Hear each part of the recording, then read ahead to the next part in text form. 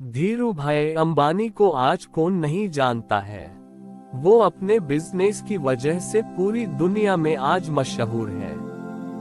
उनका पूरा नाम धीरजलाल हीरालाल अंबानी है।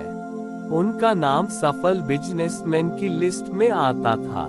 उन्होंने सपने देखे और उन सपनों को हकीकत में बदल दिया।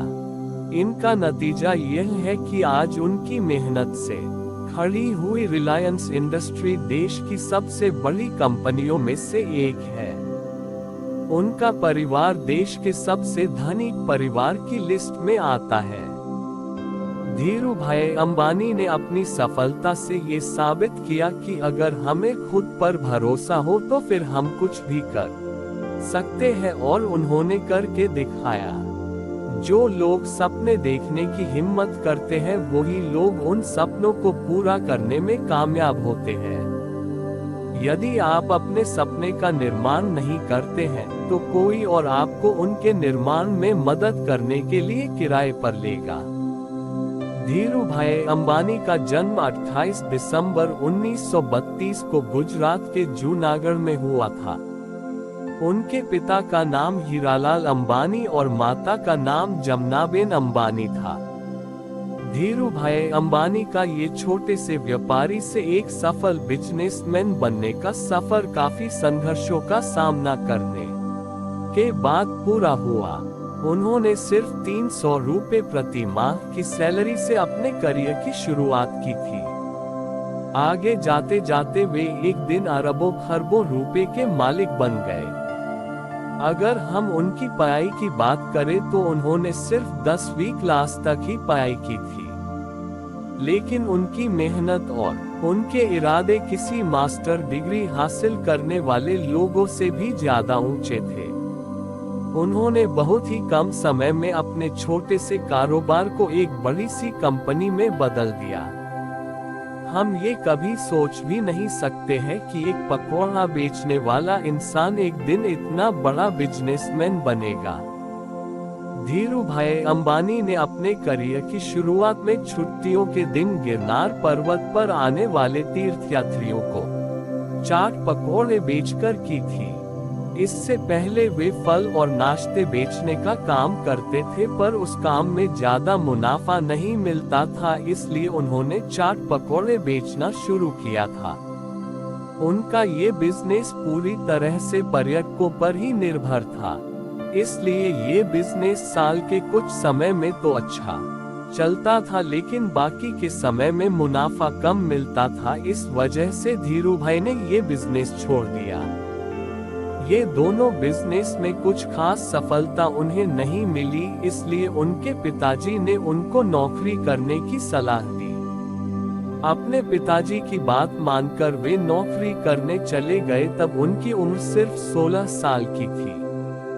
धीरूभाई ने अपनी पहली जॉब बेस्ट कंपनी में एडेन शहर में सिर्फ प्रति माह 300 रुपए की सैलरी के साथ ज्वाइन की थी। वो कंपनी करीब 2 साल बाद शेल प्रोडक्ट्स की डिस्ट्रीब्यूटर बन गई और धीरूभाई का प्रमोशन हो गया। धीरूभाई शुरू से ही बिजनेस माइंडेड थे। जब वो नौकरी कर रहे तब भी उनकी दिलचस्पी बिजनेस में ही थी। वो हमेशा बिजनेस करने के बारे में ही सोचते रहते थे और बिजनेस के लिए नए मौके की तलाश में हमेशा करते थे। वो बड़े बड़े बिजनेसमैन की बातें सुनने के लिए और बिजनेस की बारीकियों को समझने के लिए 1 रुपए खर्च करके चाय पीते थे। जहाँ की वे जिस कंपनी में काम करते थे वहाँ पर सिर्फ 25 पैसे में चाय मिलती थी। धीरूभाई जब यमन में रहते थे तब कुछ समय के बाद यमन में आजादी के लिए आंदोलन शुरू हो गए थे। इसकी वजह से वो पर रह रहे भारतीयों के लिए बिजनेस के सारे दरवाजे बंद कर दिए गए थे। इसके बाद धीरूभाई को साल 1962 में यमन से भारत लौटना पड़ा था। ये समय उनके लिए ऐसा था कि न तो उनके पास नौकरी थी और न ही करने के लिए कोई बिजनेस था। धीरूभाई अंबानी ने अपने चचेरे भाई चंपकलाल दमानी के साथ मिलकर पॉलिस्टर धागे और मसालों के आयात निर्यात का काम शुरू किया था।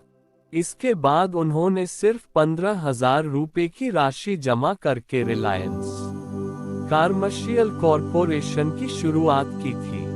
वो उन्होंने मस्जिद बंदर के नरसिम्हा स्ट्रीट पर एक छोटे से ऑफिस के साथ की थी। ये ऑफिस सिर्फ 350 स्क्वायर फीट में थी और इस ऑफिस में एक टेलीफोन, एक टेबल और 3 कुर्सियां थी। शुरू में उनके पास सिर्फ 2 सहकर्मचारी ही थे, धीरू भाई और उनके चचेरे भाई चंपकलाल दमानी का बिजनेस करने का तरीका बिल्कुल ही अलग था, इसलिए धीरू भाई ने अपने खुद के दम पर बिजनेस शुरू किया और साल 1965 में चंपकलाल दमानी से पार्टनरशिप छोड़ दी। उन्होंने रिलायंस के कारोबार का विस्तार अलग अलग क्षेत्रों में किया। इसमें दूरसंचार, ऊर्जा, बिजली, कपड़ा, टेक्सटाइल, मूलभूत सुविधाओं की सेवा, पूंजी बाजार और आदि शामिल हैं।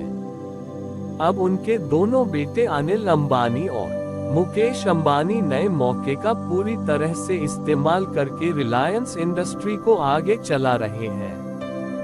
धीरू भाई को 24 जून 2002 को हृदय विकार की वजह से ब्रीच कैंडी हॉस्पिटल, मुंबई में एडमिट किया गया था, जहां पर उन्हें दूसरा विकार भी आया। उन्हें पहला झटका फरवरी 1986 में आया था। इसी वजह से उनका दायां हृदय काम नहीं कर रहा था। उस समय में वो 1 हफ्ते से भी ज्यादा समय तक कोमा में रहे थे। कई सारे डॉक्टरों ने उनका इलाज भी किया था। अंत में 6 जुलाई 2002 को उनकी मृत्यु हो गई।